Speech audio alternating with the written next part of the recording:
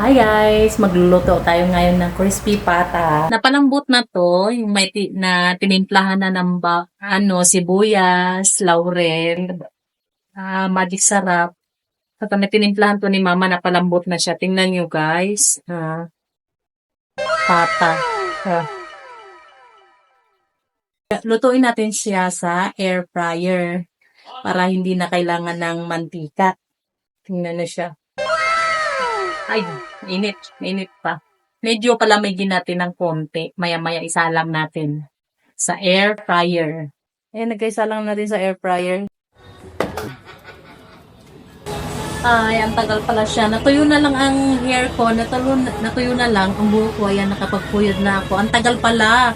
Hindi pala pwede dito sa mga gutom na. Siguradong lurat ang mata mo kakantay. Tagal pala pag air fryer.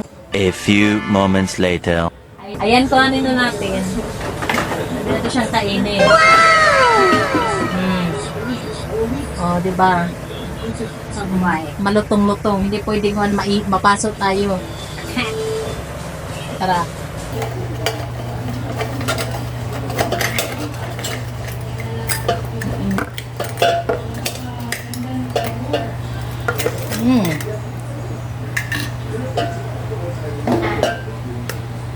Ito na.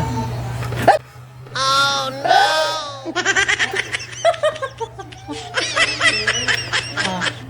Ito na siya. Mainit. Mainit pa siya.